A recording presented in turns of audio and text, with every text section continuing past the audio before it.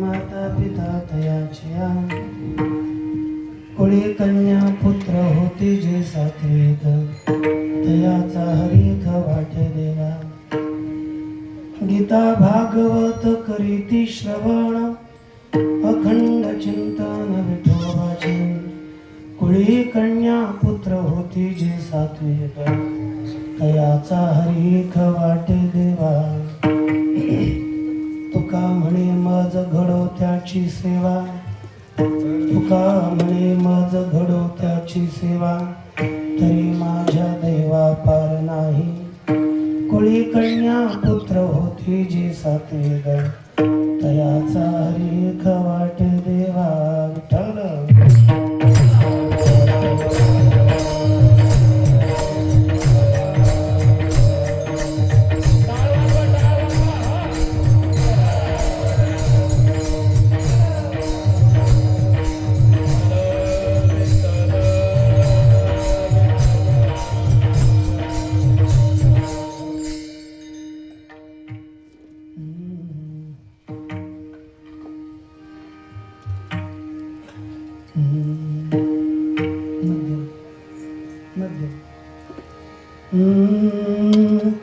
महायोग पीठे तटे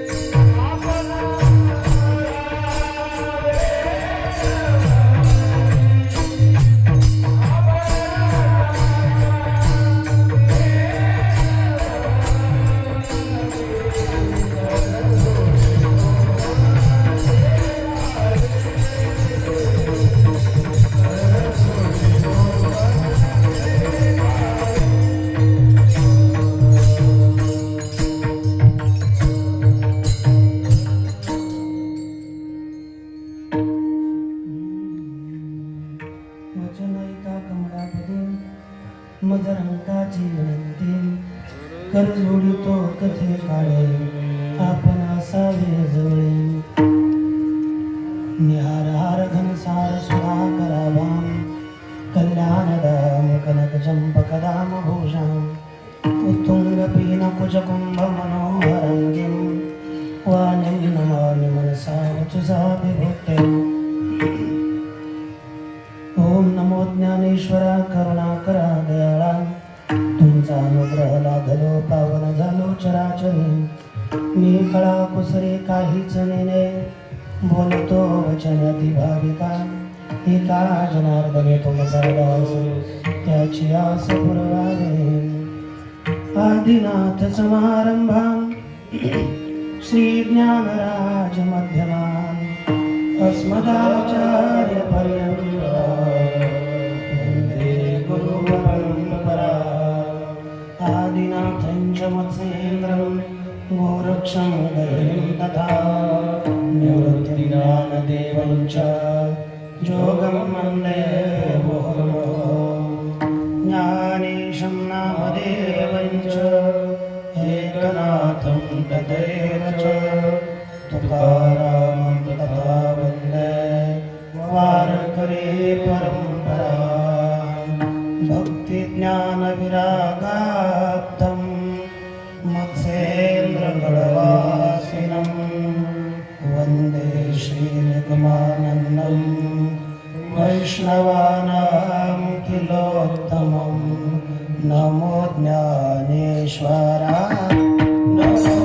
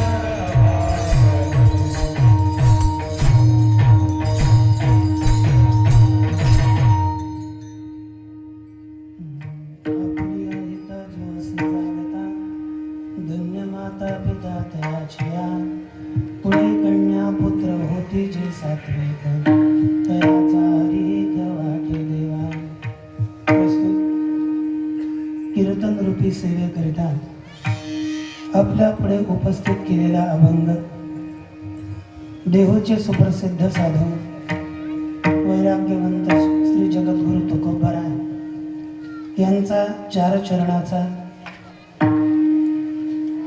सगळ्यांच्या नजदीक नजदीक पाठातला, म्हणजे बहुतेकांच्या. व याद्वारे जगद्गुरु तुकोबराय आपल्याला 3 प्रकारच्या ऋणातून मुक्त झालेल्या महात्म्याची सेवा मला घडावी अशा प्रकारची एक आशा इच्छा प्रकट करतात विठ्ठला.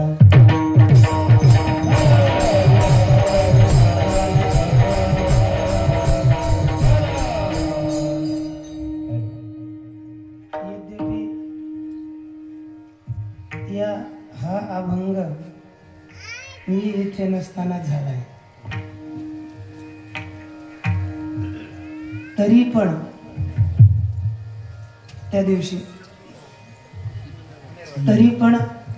या अभंगावर विचार करण्याचं कारण की एक चिंतनाकरिता समयाभाव, दुसरा किती जरी त्यांनी चिंतन केलं असलं तरी प्रत्येकाची विचार करण्याची सरणी वेगळी असते. मग जर 7 दिवसही सगळ्या कीर्तनकारांनी एकच अभंग घेतला परंतु पहिल्याचं टिपण बसवलेलं नसावं, नाही तर मग अडचण येते. पण असो, कारण की या अभंगाद्वारे यद्यपि मला वाटतं एकदा 5-6 वर्षापूर्वी आपल्या नारायणवाडीत कधीतरी घेतलेला आहे म्हटलं, परंतु तरी पण म्हणजे आठवणही करून देते, तसं काय नाही. परंतु ज्या अभंगातून आपल्याला काहीतरी लाभ भेटेल असे विचार वारंवार पहा. रामकथा जरी करत असले प्रतिवर्षी तीच होती की वेगळे होते? तीच होते. कारण की काही गोष्टी वारंवार सांगितल्या तर त्या अंतःकरणात ठसतात. जर एकदा सांगून गेलो तर ती गोष्ट कळाली नाही तर तिचा काही एक फायदा होत नाहीये. म्हणून पुन्हा जर आणि अभंगाचा विचार थोडा वेगळ्या पद्धतीचा आपण करणार, याकरिता हा अभंग विचाराकरिता घेतला आणि आपण तो विचार एकाग्रतेने ऐकाल. कारण की नंतर प्रश्न होणार आहे आणि तुम्हाला उत्तर द्यायचे आहेत.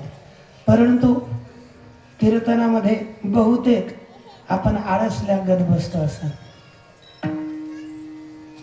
सगळ्यात मुख्य कीर्तन म्हणजे भगवंताचं नामचिंतन.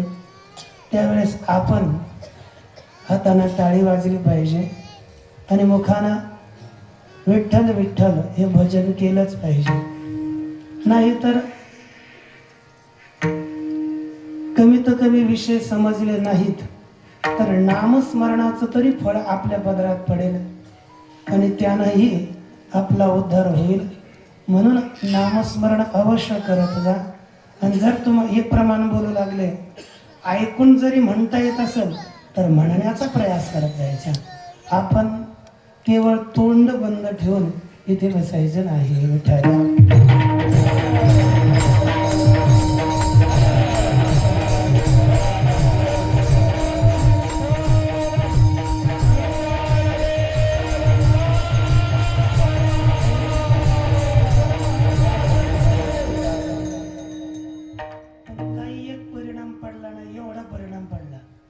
तुम्ही असे केवळ आपले थोपाड्या शिकवताय नाही.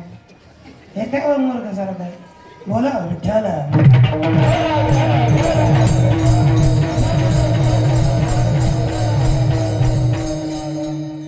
मला वाटतं काही प्रतिज्ञा केली आपल्याला विठ्ठल बोलायचंच नाही. मग मला एक प्रतिज्ञा करावी लागेल, जे विठ्ठल बोलणार नाही ते नरकात जाईल म्हणून. करू का?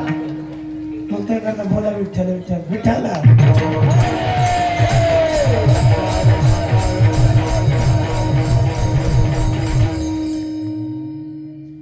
कारण की अभंग हाय आपुलिया हिता जो असे जागता धन्य माता पिता तयाचिया.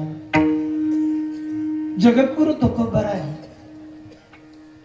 या अभंगाद्वारे 3 प्रकारच्या ऋणातून मुक्त असणाऱ्या महात्म्याची सेवा माझ्याकडून घडावी अशा प्रकारची एक इच्छा प्रगट करत आहेत. आणि इच्छा प्रगट करणं असं व्हावं ही एक मागणीच आहे. म्हणून या अभंगाचा विचार आपण करत आहोत. श्री भगवान पांडुरंग परमात्मा, श्री ज्ञानोबराय, जगद्गुरु तुकोबराय, शांती ब्रह्म एकनाथ महाराज, आदिगुरु श्री शंकराचार्य, श्री मत्स्येंद्रनाथ भगवान, आपले मोठे बाबा, छोटे बाबा, सगळे परिसरातील संत महंत या सर्वांच्या अलौकिक अहेतुकी अकारण करण असीम अशा कृपेनं चालू असलेला आपला हा मधुकरी अखंड हरिनाम सप्ताह चालू झालेले हे 3रं वर्ष आहे. आणि या सप्ताहाचा एकच उद्देश आहे की मनुष्य जास्त प्रपंचात न पडता शुद्ध परमार्थ करता यावा. आणि जेथे सप्ताह चालत नसेल तेथेही सप्ताहाचा आरंभ व्हावा या उद्देशाने हा सप्ताह सुरू केला होता. या वर्षी याच वाडीमध्ये, मौजे वरंगलवाडी या गावामध्ये सप्ताह सुरू आहे. आणि आमच्या साधकांनी कीर्तन केली. त्यानंतर उद्या बाबांचं कीर्तन आहे. आणि मग नाही तर पर्याया भावा पारिशेष न्यायानं माझ्याकडे आजचं हे जागराचं कीर्तन आहे. म्हणजे पहिले झालं, नंतर पुढे होणार आहे. अवशिष्ट राहिलेली एवढीच जागा आहे. मग ही जागा भरण्याचं काम माझ्याकडे असो. आता जगद्गुरु तुकोबराय या अभंगाद्वारे जो विचार करत आहेत त्याचा विचार आपण थोडक्यात पाहणार आहोत. थोडा आजचा जागराचा असल्यामुळे अर्धा घंटा आपण पुढे जाणार. आपलं जसं 7 ते 9 असं न करता आपण 9:30 इथपर्यंत जाणार आहोत. म्हणून मांड्या हलायच्या नाहीत, पुढे गेले असा विचारही करायचा नाही. तोपर्यंत आपण जाणारच. असो, जगद्गुरु तुकोबराय 3 प्रकारच्या ऋणातून मुक्त झालेल्या साधूची सेवा आपल्याकडून घडावी अशी एक याचना, इच्छा प्रगट करत आहेत. परंतु आपल्याला ऋण या शब्दाचा अर्थ पाहावा लागेल. आणि ऋण का फेडावं आणि ते जर आपण फेडलं नाही तर मनुष्याला काय करावं लागेल. विठ्ठल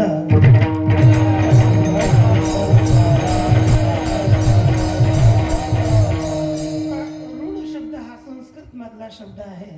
त्याला आपण मराठीमध्ये कर्ज म्हणतो.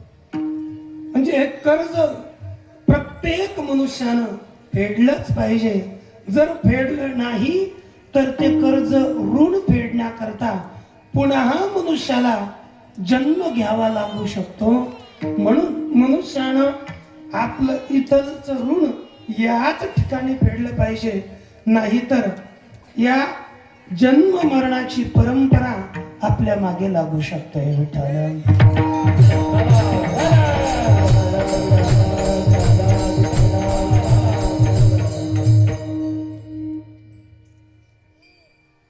एवढंच नाहीये,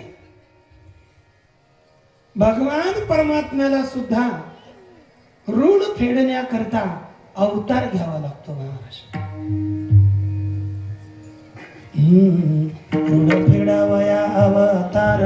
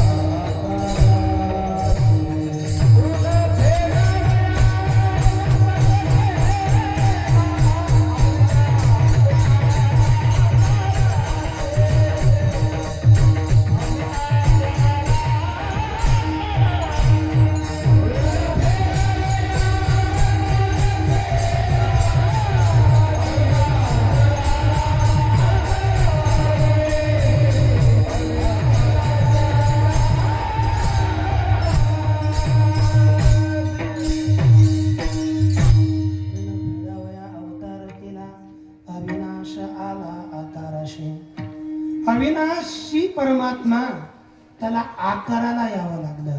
तो होता निराकार, परंतु बस ऋण झालं तर ते ऋण फेडण्याकरता देवाला अवतार घ्यावा लागतो. ज्ञानेश्वरीमध्ये भगवान परमात्मा बोलतात, ते ऋणवैपण देखोन्या मी आपुलियाची उत्तीर्णत्वा लागी भक्ताची आत्मत्यागी परिचर्या करे.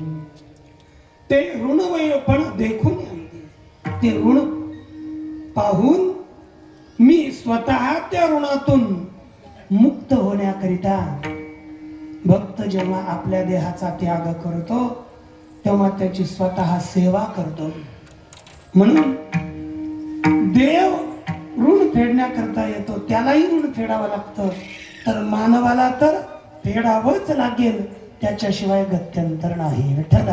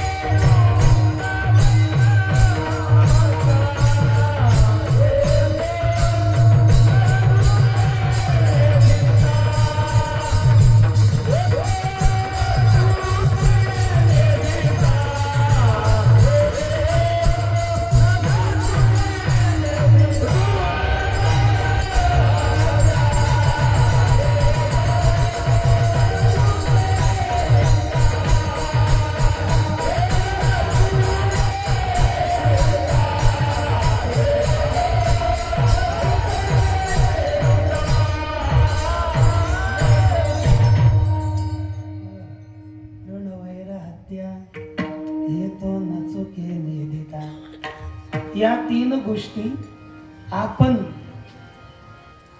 फेडविल्याशिवाय चुकत नाही. पहिली आहे ऋण, दुसरी आहे वैर आणि तिसरी आहे हत्या.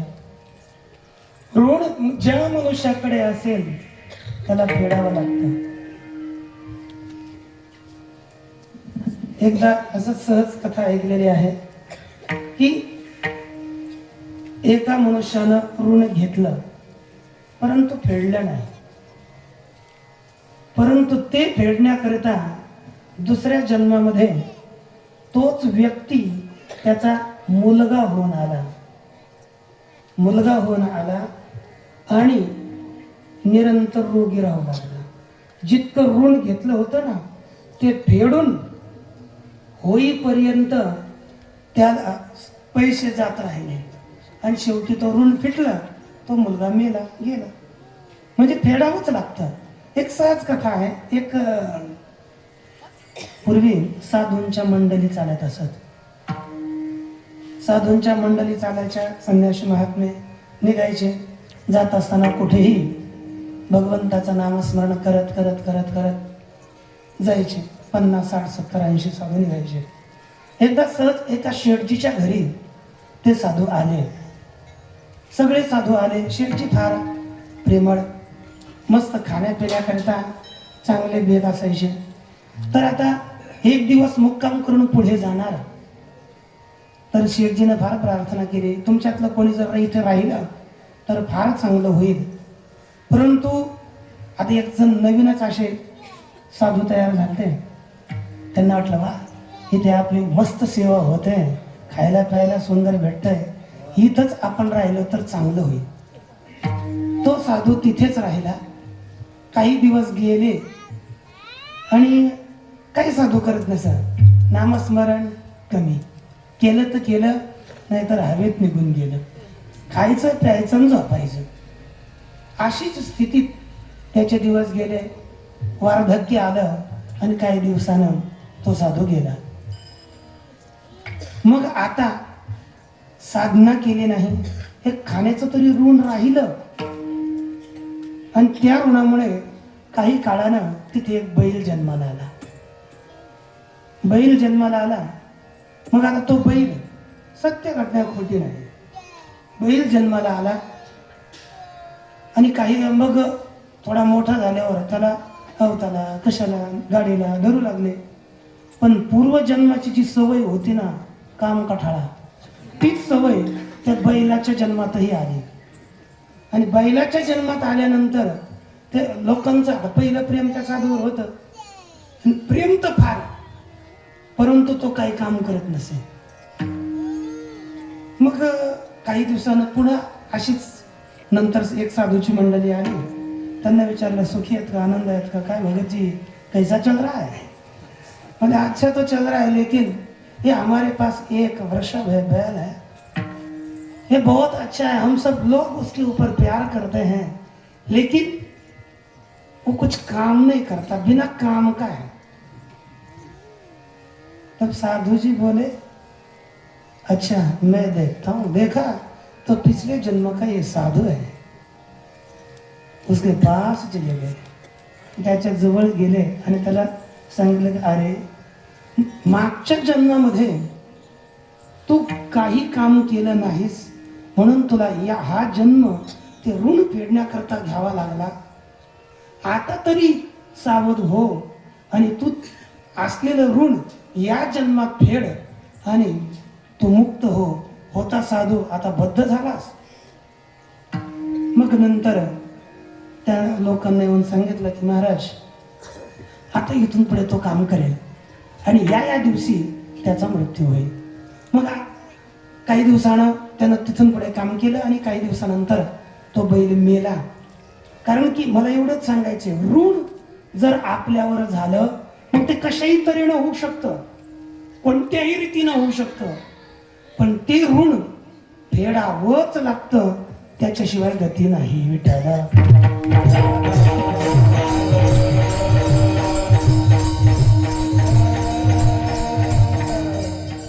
ज्याच्याकडे ऋण असतं, म्हणजे जो ऋणी असतो, कर्जदार असतो, त्याला म्हणतात अधमरण. काय शब्द आहे? मग असेच उत्तर येत नाहीत बरं का. त्यास काय म्हणतात? अधमरण. आणि ज्यानं ऋण दिलेलं असतं, जो ऋण देतो, त्याला म्हणतात उत्तमरण. काय म्हणतात? ऋण देणारा सावकार तो उत्तमरण, ऋण घेणारा कर्जदार तो अधमरण म्हटला जातो. विठ्ठला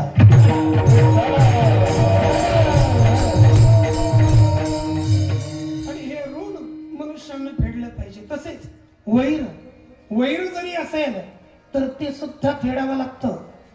आणि हत्या कोणाची झाली असेल ते सुद्धा फेडावं लागतं. मी दुपारीच म्हटलं, जे काही खाणारे आहेत ना मगरमच्छ खाणारे, त्यांनी सावध राहावं. कारण की आपल्यामुळे त्या प्राण्यांची हत्या घडते. त्याला जीव नाही का? तुम्हाला कापलं तर कसं होईल बरं? आपण बोंबलतो, तो जीव नाहीये, किती पीडा होत असेल त्याला. आणि आपल्यातलाच एखादा तसा बनतो, कारण की इथं आपण पाप केलेलं असतं, ते फेडण्याकरता त्या योनीत आपण जातो आणि किती दुःख होईल त्याला. बघा नाही, आपण तसं खरं पाहिलं तर आता शब्द कधी कठीण येतात.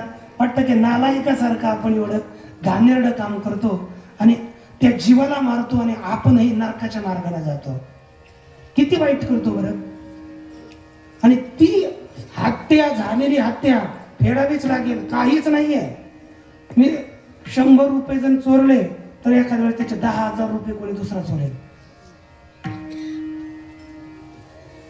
खरंच ही गोष्ट होते, अनुभूतच गोष्ट आहे. आपण एखाद्याची वस्तू उचलली असेल तर आपली त्यापेक्षा 100 पटीनं ती वस्तू जाणार त्रिवार सत्य आहे. म्हणून आपण कोणाची हत्या करायची नाही. कारण की ज्याची हत्या झालेली असते तो आपल्यावरती टपूनच असतो की हा कधी या जन्माला येईल आणि मी याचा कसा वध करेल. सहज वाचलेली, लहानपणी आपल्या असंच वाचलेली घटना की एक साधू होता, साधना करत असताना एक आता ऐकलेलं तुम्ही असेल, पण मला सांगायची म्हणून, कारण की साधू ध्यानस्थ बसला, बोलायचं नाही, काही नाही, मौन होऊन साधना करत होता. खोटं बोलायचं नाही, पण कुठे खोटं बोलावं याचं तरी ज्ञान असलं पाहिजे. एक कसाई गायीच्या मागे धावत होता, गाय पुढे पडत होते. साधू जवळून गाय निघून गेली, मागून कसाई आला. त्या कसाईने विचारलं गाय कुठे गेली. तो खोटं न बोलता त्यानं खरं बोलायचं म्हणून असा हात केला आणि तो कसाई त्या गायीच्या दिशेने पळाला. गाय पकडली, गायीचा वध केला. पण त्यामध्ये साधूही निमित्त होता. पुढच्या जन्मामध्ये हे तिघही साधू पुजारी होऊन जन्माला आला, गाय राणी होऊन जन्माला आली, मुलगी होऊन, आणि तो कसाई राजा होऊन जन्माला आला होता. नंतर काही कालानं त्या मुलीचं, म्हणजे गाय होती ती मुलगी झाली, तिचं आणि राजाचं, त्या मुलाचं कसायाचं लग्न लागलं पुढच्या जन्मात. आणि तो साधू आपल्या करत असे पूजा वगैरे मंदिरामध्ये. नंतर घरी आल्यावर आता तो कसाई म्हणजेच राजाचा मुलगा तो झोपला. आता ही नवीन नवरी तिला झोप येईना, इकडे तिकडे फिरता फिरता तिला एक तलवार दिसली. म्हटले चला तलवार कशी आहे पाहू. तलवार घेतली. तलवार घेतल्यानंतर थर थर थर थर कापू लागली. तिला काही कळे ना की तलवार तशी हातातून सटकली तर ते खाली झोपलेल्या पतीच्या नरड्यावर, जागेवर खाली खालास. आणि नंतर आता ती घाबरली. आपल्यावरच्या याच्या मागे ती बाहेर आली. आमचे पती गेले गेले ओरडायला लागली आणि म्हटले आमचे चोर कुठे गेले. या मंदिरात गेले. मंदिरात गेले, सगळे लोक पळाले. पाहिलं तर तिथं तर पुजारी होता. मग लगेच राजानं बोलावलं, याच्या हाताने याचा वध केला म्हणून याचे हात तोडून टाका. त्याचा ज्या हाताने पहिल्यांदा गायीकडे इशारा केलता त्या अपराधामुळे त्याचा हात तुटला. ज्या कसायाने त्या गायीचा वध केलता त्या कसायाचा मृत्यू जवानीच झाला. लग्न झाल्यावर तात्काळ झाला. आणि म्हणजे ही हत्या घडली तर ती त्यांना फेडावी लागली. आणि आपण जर त्याचं निमित्त झालं आपल्यालाही फेडावी लागेल आणि 100 पटीनं फेडावी लागेल. म्हणून आपण या हत्या न करता आपण एकदम बरं तुम्ही विचार करा ना, एवढ्या सनातन हिंदू पवित्र संस्कृतीत आपण जन्माला आलो. भगवंताने एवढा पवित्र देह आपल्याला दिला की नाही. आणि आपण असं नालायकासारखं काम खातो म्हटल्यानंतर किती मूर्ख असो. देव कशाला जन्म देतो आपल्याला. पुढे मनुष्याचा जन्म भेटणार नाही जर आपण असं केलं तर. हजारो येऊन फिरावं लागेल. म्हणजे मला बोलण्याचं काहीच इच्छा नाहीये, परंतु एक तुम्ही आपले आहात या कळकळीनं वाटतं की मनुष्यानं सुधरावं. मी यवनाला जाऊन सांगत नाहीये, सांगायचं वेळ आले तर त्यांनाही सांगेल, कारण की तीही मनुष्यच आहे. आणि असं काही नाही की, आणि आपण आपलं कर्तव्य आहे शास्त्राचं पालन करावं. शास्त्र सांगतं मा हिंसात सर्व भूताने, कोणत्याच भूताची हिंसा करू नये. आणि आपण पदोपदी प्राण्यांची हिंसा, मनुष्यांची मानसिक हिंसा, वाणीनं त्याला दुःख देणं, वाचिक हिंसाच करतो. आणि त्यामुळे बरं राहिला आपल्याकडे थोडंफार जन्म, थोडाफार कालावधी जर असेल, कोणी 20-30 त्याच्याकडे 50-30-40 वर्ष असेल, नंतर काय मग या चक्रामध्ये फिरावं लागेल. म्हणून मनुष्यानं सावध होऊन या जन्मामध्येच आपल्याला आपला उद्धार करता येईल याच्याकरता प्रयास केला पाहिजे. आणि आपण आपला, कारण की इतरले कोणीच नाहीये, हे सगळं आपल्याला सोडून जावं लागेल. म्हणून याच्या गोष्टी आपली ममता सोडून आपण भगवंताचं भजन केलं पाहिजे. एवढंच आपलं कर्तव्य आहे. विठ्ठल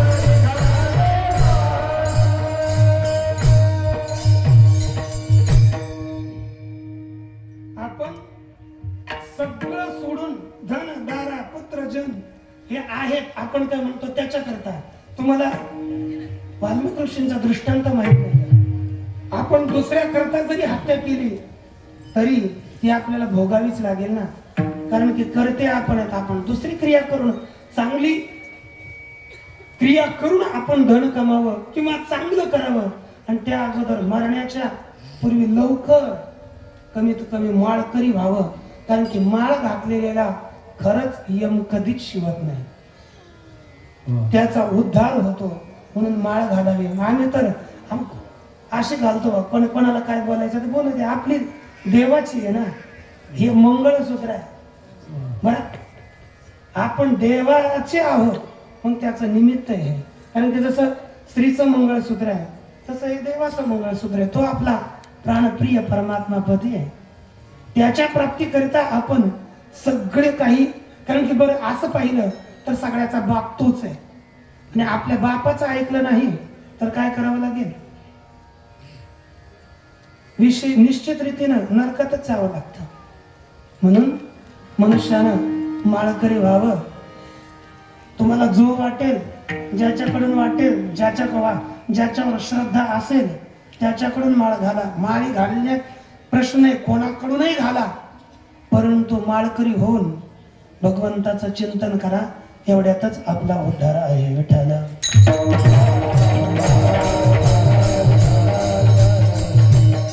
कारण की आपण ऋणी आहोत, भगवंताचे ऋणी आहोत. ते ऋण फेडलं पाहिजे. कारण की ऋण तसं पाहिलं तर ऋण दोन प्रकारचं आहे. लक्षात ठेवा, ऋण किती प्रकारचं आहे? दोन प्रकारचं. एक असाधारण ऋण आणि दुसरं साधारण ऋण. असाधारण म्हणजे ज्या त्या व्यक्तीकडेच ते ऋण असणं, ज्या त्या व्यक्तीचंच ऋण असणं, हत्या असाधारण ऋण आहे. असाधारण म्हणजे समजा तुम्ही हत्या केली असली तर ते ऋण तुमच्याकडेच असणार, सगळ्याकडे नाही जाणार, ते तुम्हालाच फेडावं लागेल. वैरही असाधारण आहे, तसं एक ऋण असाधारण आहे. आता समजा या महाराजांनी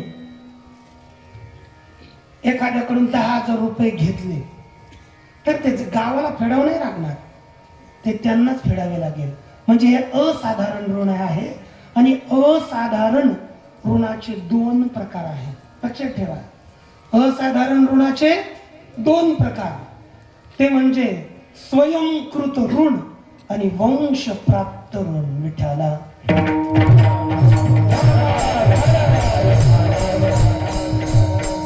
स्वयंकृत ऋण म्हणजे स्वतः घेतलेलं ऋण. स्वतः घेतलेलं ऋण ते असाधारण ऋण आहे. आणि वंश परंपरेनं म्हणजे आपल्या बापदादांना घेतलेलं ऋण तेही फेडावं लागेल ना पुढे आल्या पिढीला, तेही असाधारण ऋण आहे.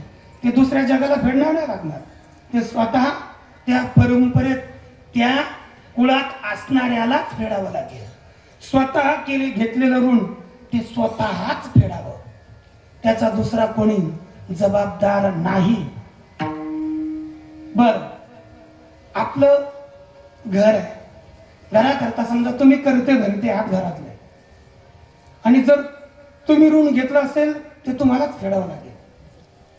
आणि घरातल्या कामाकरिता जर तुमच्या पत्नीनं बंधूनं जर ऋण घेतलं असेल पण तुम्ही मुखी आहात ते तुम्हाला फेडावं लागेल. घराच्या त्या कुलाच्या कामाकरिता घेतलं असेल तर, हा त्यांनी स्वतः करता घेतलं असेल तर तुम्ही जबाबदार नाही, ते जबाबदार आहेत, त्यांनाच फेडावं लागेल. विठ्ठला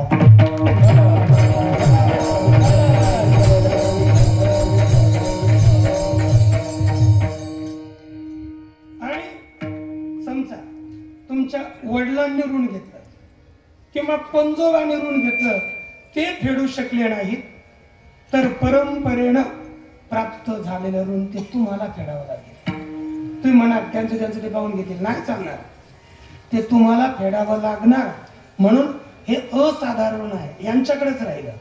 समजा हे ऋण झालं, पण आता तुम्ही आमच्या गोरख महाराज पण पैसे घेतले आहे का नाही? गोरख महाराज घेतले, समजा नसले तरी घेतले, आता घेतले, परंतु यांच्याकडे पैसे आले हे देऊ लागले है ना. तर महाराज म्हटले नाही नाही राहू द्या तुमच्याकडे सध्याला आणि नंतर घेऊ. पण महाराज ते ऋण वाढायला लागलं ना, तुम्ही नको म्हटले तर. मग अशा अवस्थेमध्ये आपण ऋण देतोय, पुढचा घेत नाही, तरी ते ऋण तुमच्या मध्यस्थ कोणतरी असणार ना, कोणाच्या माध्यमाने घेतलं ना, मध्यस्थ स्थापितम चेत न वर्धते ततः पुन्हा. जर मध्यस्थाकडे ते धन देऊन ठेवलं तर ते ऋण वाढत नाही. आणि जर तुम्ही तुमच्याकडेच ठेवलं, ते म्हणले ठेवा, तर ते वाढणार, तुम्हाला द्यावं लागणार ते ऋण. हे निश्चित आहे. आणि समजा आता ब्राह्मण क्षत्रिय क्षण असा गेला नाही भक्त प्रल्हादांचा की त्यांनी भगवंताचं नाम जप केलं नाही. त्यांनीच नाम जप केलं असं नाही, दुसऱ्यांनाही करून घेतलं. राक्षसांच्या कुळात जन्माला येऊन साधू झाले महाराज, भगवंताच्या जवळ गेले. कशाच्या माध्यमातून? नामस्मरणाच्या माध्यमातून. जागर कुणाला म्हणायचं? जे आपलं हित कशामध्ये? आपलं हित भगवंताच्या नामस्मरणामध्ये हित आहे. बघा चोखोबारा अखंड भगवंताची सेवा करायची. याता याती धर्म नाही विष्णुदासा निर्णयासा शास्त्रे. या कलियुगामध्ये फक्त कलियुगी उद्धार हरीच्या नामी. आपला उद्धार कशामध्ये? हरीच्या नामस्मरणामध्ये आपला उद्धार आहे. आपलं हित कशात आहे? संत सांगतात हित आपलं नामस्मरणामध्ये हित आहे. चोखोबारा इतकं नामजप करायचे महाराज, इतकं नामजप करायचे, अखंड भगवंताचं नामजप करायचे. कारण त्यांना तिरस्कार करायचे दुसरे. त्यांची जर सावली पडली तर लोक त्यांनी डबल स्नान करून यायचे. अरे हे तर दुसऱ्या जाती, खालच्या जातीचं आहे, त्याची सावली सुद्धा आपल्या अंगावर नाही पडली पाहिजे. चोखोबारांची भक्ती महाराज, असीम भक्ती होती, इतकी भक्ती होती महाराज, आनंद म्हणजे सांगता येत नाही एवढी भक्ती. सदानाम घोष करू हरि कथा.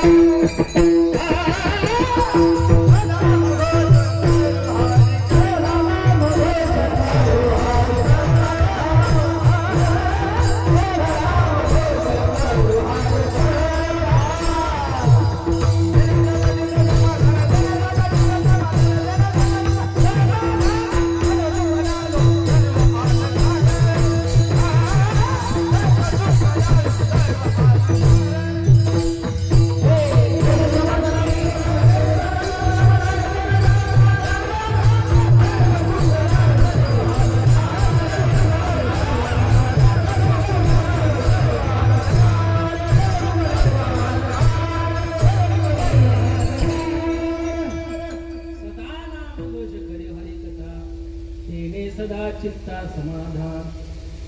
तुकोबारा सांगतात, चोखोबारावर प्रसंग आले महाराज, अतिशय प्रसंग आले. तर ती कथा मोठी आहे, पण एक दिवस असा झालं,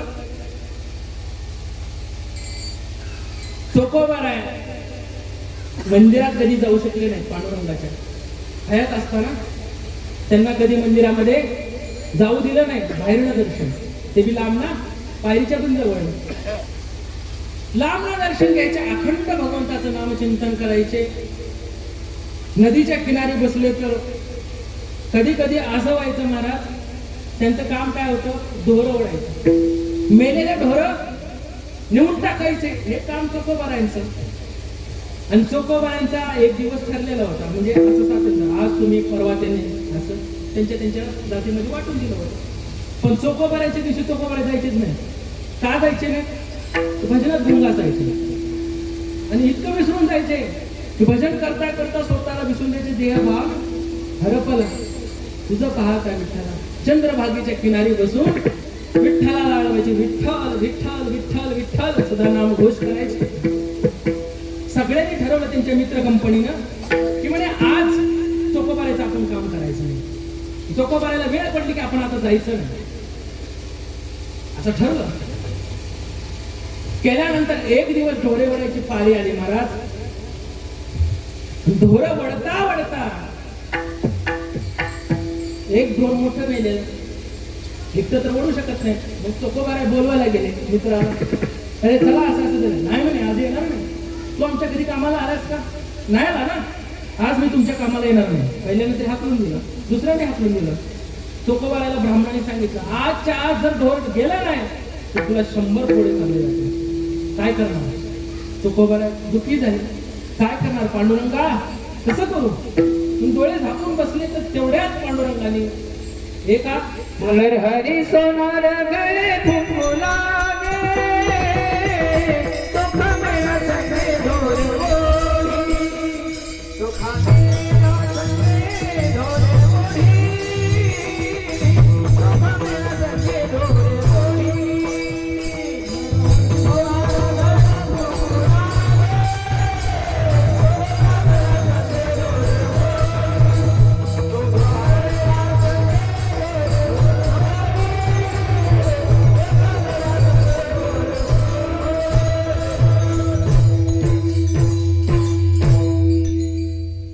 नरहरी सोनार गड फुंकू लागे, चोखा मेळ्या संते ढोरी ओढी. चोखोबारायांच्या समोर आले ते म्हातारा माणूस आणि म्हणलं, काय झालं बाळा? काय नाही म्हणे, असं असं ढोर ओढायचं होतं. अरे म्हणे काय झालं? मी आहे ना, चल म्हणे ठेव. देवाला काय लागते महाराज? मोठे मोठे पर्वत उचलणारा भगवंत क्षणात आपलं ढोर ओढून टाकलं महाराज. चोखोबाराला कळलं हे कोणी सामान्य नाही. चोखोबाराला किती वेळा तरी भगवंताने मदत केली. त्यांच्या मुलाचं बाळात पण सुद्धा चोखोबारायांच्या पत्नीचं बाळात पण सुद्धा चोखोबाराय वैनी उघडा दार हाका मारी,